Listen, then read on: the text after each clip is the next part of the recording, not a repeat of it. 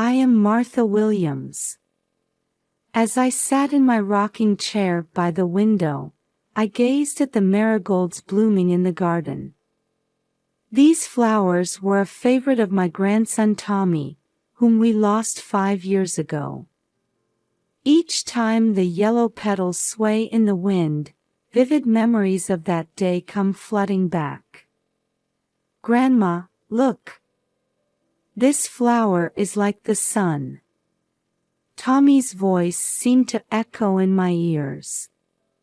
His innocent smile, those big round eyes, and the soft touch of his hair, everything feels as fresh as if it were yesterday. My son Michael, his wife Jennifer, and 5-year-old Tommy lived in Maplewood, the next town over. Every weekend, they would visit my house without fail, cherishing our family time together. Michael would man the barbecue grill in the backyard, Jennifer would prepare salads in the kitchen, and I would bake my special apple pie. Tommy always followed me around, his eyes full of curiosity. Grandma, teach me how to make it next time. Tommy would say, and I'd smile and nod. Of course, we'll make it together when you're a bit older. Those happy days changed completely after that day. On July 15, 2018, Michael and Tommy went on a father-son hiking trip to Delaware Water Gap National Recreation Area in New Jersey, but they never returned. At first, we thought they had just gotten lost. Their car was found in the trailhead parking lot, and rangers and local police began searching. Jennifer and I visited the ranger station almost daily. They'll be fine, I kept telling Jennifer with a trembling voice. But deep down, anxiety was swirling. On the 4th day of the search, news came that the search had been temporarily suspended due to bad weather. That night, Jennifer and I prayed together at the local St. Joseph's Church. God, please keep them safe, our prayers echoed in the quiet church. However, as days passed, hope gradually faded. The search area expanded, even using helicopters and drones, but no trace of Michael and Tommy was found. 2 weeks after the search began, the rangers' report to us was the worst possible outcome. I'm sorry. We found Michael's wallet and part of Tommy's stuffed animal in a deep ravine. Given the weather conditions and terrain in this area. The ranger's words trailed off. I felt my world silently crumbling. Jennifer collapsed in my arms. The next few days felt like a nightmare. The police officially ended the search, declaring Michael and Tommy missing, presumed dead. Although no bodies were found, the circumstantial evidence led to the conclusion that survival was extremely unlikely. On the day of the memorial service, St. Joseph's Church was filled with people.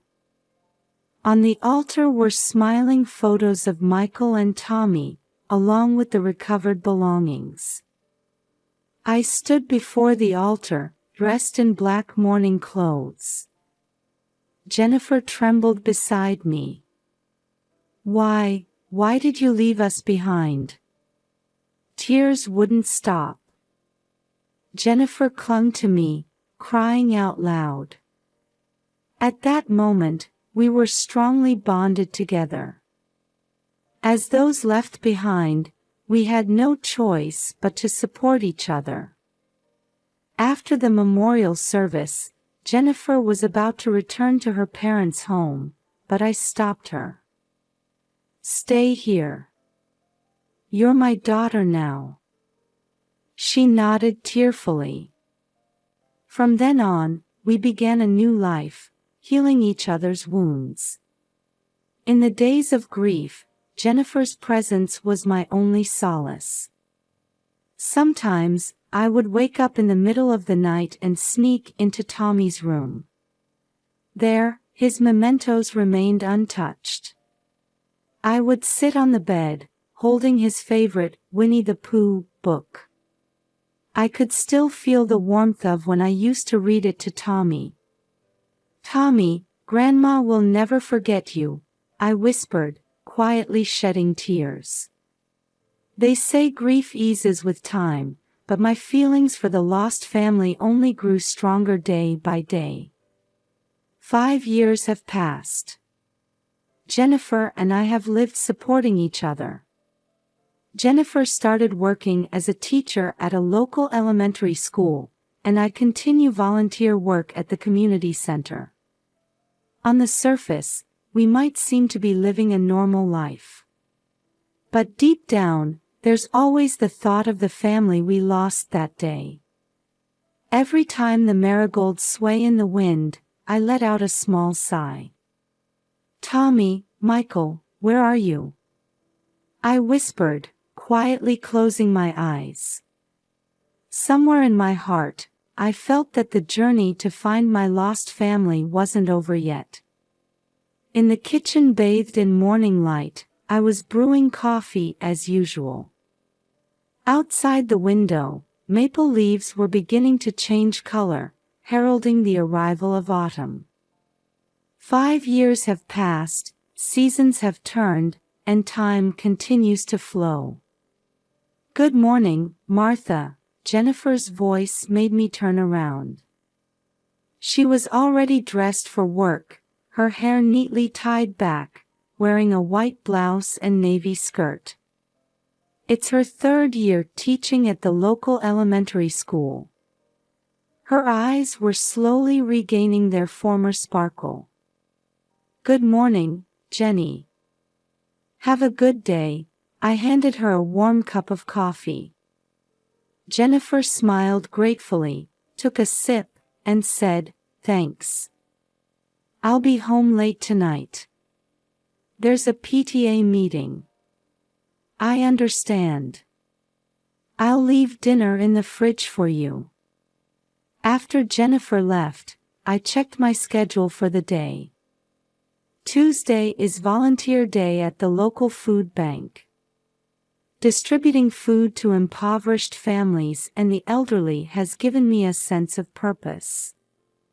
At the food bank, I spent a busy day as usual. Sorting food, distributing it, and chatting with visitors. Especially when I see young mothers with children, I tend to engage in long conversations. I can't help but see Tommy's face in theirs. "Thank you for your help today, Mrs. Williams," Jeanette, the supervisor, called out to me. "No, thank you. I'll be back on Thursday." When I returned home, the sun was already setting. I took a shower and had a simple dinner. Then, as usual, I sat on the living room sofa and turned on the TV. As I was flipping through channels, a local news program caught my eye. "Today, we bring you coverage of the Autumn Charity Festival held at Maplewood Community Park," the announcer's voice flowed. The screen showed a bustling park scene. Stalls lined up, and children were running around. I found myself smiling unconsciously. If Tommy were here, he would surely have been happy to participate, I thought, feeling a tightness in my chest. Just then, the camera focused on one boy. The most popular attraction at this year's festival was this shooting game. A 10-year-old boy brilliantly won the grand prize. My heart started beating rapidly. The boy on the screen looked exactly like Tommy. The same shaped eyes, the same smile. And then, "It can't be." The moment the boy unconsciously touched his left ear, I gasped. It was Tommy's habit. Since he was little, he always touched his left ear when he was nervous or excited. Tommy. I had spoken out loud without realizing it. My head was spinning, and my heart was pounding.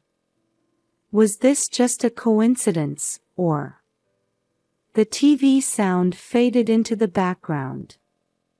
My vision blurred slightly, and my breathing became shallow.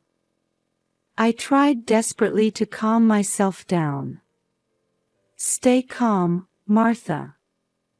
Stay calm. I took deep breaths repeatedly, gradually regaining my composure. However, deep inside, a violent wave was swirling. Hope and anxiety, joy and fear. Conflicting emotions were surging. I picked up my smartphone and, with trembling fingers, called Jennifer. Jenny, we need to talk when you get back. What's wrong? Martha, your voice is shaking. It's okay. Just, let's talk when you get home. After hanging up, I stared at the TV screen once more. The program had already moved on to another topic, but I couldn't get the image of that boy out of my head. If it really was Tommy. Just thinking about that possibility made my chest ache. But at the same time, a small flame of hope lit up in my heart. For 5 years, Jennifer and I had been seeking the truth. And now, that truth might have appeared before our eyes. The living room clock showed 9 o'clock. About an hour until Jennifer returns. During that time, I replayed the footage in my mind over and over, doubting my own eyes. And I repeatedly ran simulations in my head about what we should do next. Outside the window, stars were beginning to twinkle in the night sky. I prayed quietly.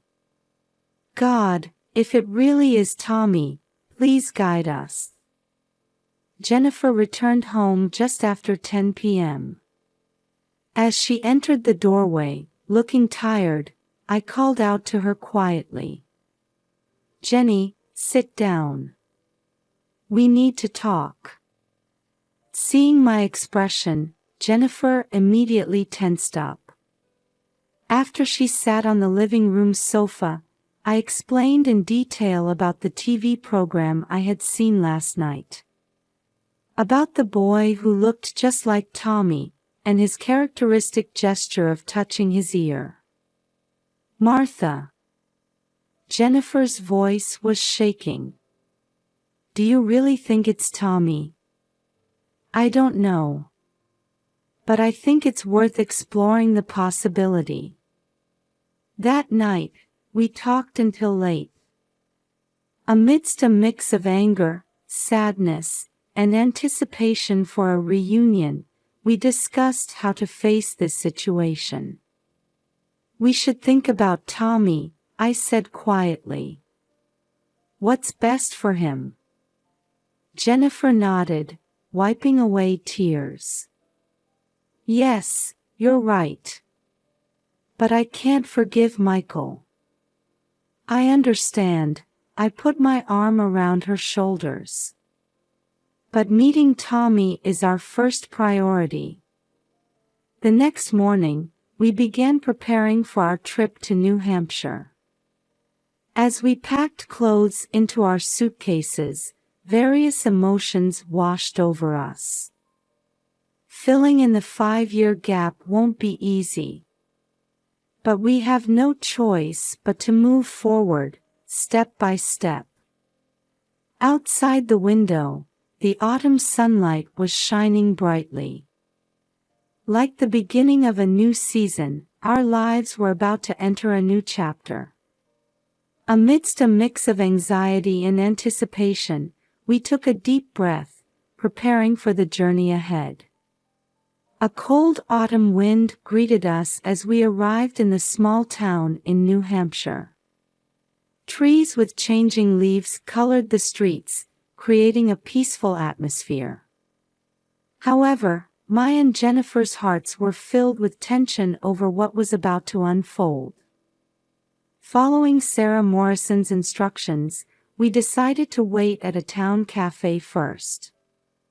Sipping coffee while looking out onto the street through the window. And then, at the promised time, we saw them coming. Michael looked a bit older, but it was definitely him. The woman named Sarah walked beside him, and then, it was Tommy. At 10 years old, he looked different from the 5-year-old in my memory, but the shape of his eyes and the way he walked were undoubtedly his. I heard Jennifer gasp. "Tommy." As they entered the cafe, I felt as if the air had frozen. Michael stopped in his tracks when he saw us, his face changing color. "Mom. Jenny." His voice was trembling. Tommy looked confused, standing as if hiding behind Michael. I stood up and slowly approached them. "Michael, you owe us an explanation." As tension mounted, we sat down at the table. Sarah Morrison was also present, watching over the situation. Michael took a deep sigh and began to speak. "I'm sorry. I'll explain everything." He talked about his debts and gambling addiction, his affair with Sarah, and his decision to start a new life. But I couldn't leave Tommy behind. Jennifer was shaking with anger. "You ruined our lives. We cried every day for 5 years." Tommy looked confused, alternately looking at the faces of his parents. Michael bowed his head. "I know I can't make up for it. But..." I interrupted him. "Tommy, do you remember me? I'm your grandma." Tommy tilted his head. "I'm not sure, but it feels familiar somehow." At those words, tears welled up in my eyes. Jennifer was the same. "Tommy, I'm your real mother," Jennifer spoke gently. Confusion and curiosity flickered in Tommy's eyes. Sarah quietly spoke up. "Tommy, for the past 5 years, we've been lying to you. But that was wrong. You have the right to know the truth." Over the next few hours, we talked, shedding tears and anger, and gradually seeking a path to reconciliation. Tommy seemed to be slowly regaining memories of his real family. "I remember Grandma's apple pie," Tommy suddenly said. My heart leaped. Michael and Sarah acknowledged the gravity of their actions and showed their readiness to take legal responsibility. "We'll turn ourselves in to the police. And we'll do whatever we can to make amends." Jennifer's expression was complex, but I could feel her anger gradually subsiding. "Tommy, what do you want to do?" I asked gently. Tommy thought for a moment before answering. "I want to be with everyone." "But, that's difficult, isn't it?" At those words, the adults looked at each other. Indeed, this is not a problem that can be easily solved. However, for Tommy's sake, we must move forward in some way. "Let's take it one step at a time," I suggested. "First, let's create time for Tommy to spend with his real family. And Michael and Sarah need to face their legal responsibilities." Everyone agreed. This is not an end, but a new beginning. A year has passed since then. In the softly lit hallway of the courthouse on an autumn day, we were waiting for the verdict. Michael and Sarah had been charged with child abduction and faking a disappearance.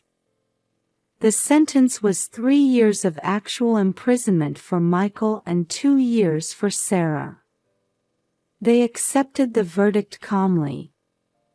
Tommy, in tears, hugged Michael.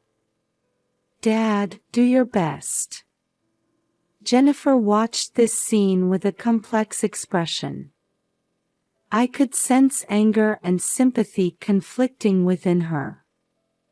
After the sentencing, we began a new life as a family. Jennifer was granted custody of Tommy, and I moved in to live with them. Once a week, Tommy visits Michael and Sarah in prison. At first, it was awkward, but gradually it became part of our routine. Tommy slowly began to regain memories of his real family. One day, he suddenly said to me, "Grandma, I remember. We used to make cookies together." At those words, I couldn't help but shed tears.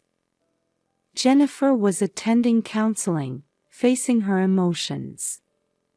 She gradually regained her smile and built a new relationship with Tommy. Our family started gathering for dinner every Sunday. Sometimes, letters from Michael or Sarah would be placed on the dining table. They were spending days of reflection in prison, contemplating their lives after release. Society showed great interest in our case, and the media often came for interviews. However, we chose to avoid the gaze of reporters and live quietly. Over this past year, we've learned many things. That even if the shape of a family changes, love doesn't change. That even if you make mistakes, there's a path to atonement and reconciliation. And above all, how important the truth is. Tommy now enjoys school with his friends and has joined a baseball team. Every time I see his smile, I feel that overcoming this ordeal was worth it. Family bonds can sometimes seem on the verge of breaking, but they can be repaired and made even stronger. Our story has only just begun. We intend to continue walking forward with love and understanding.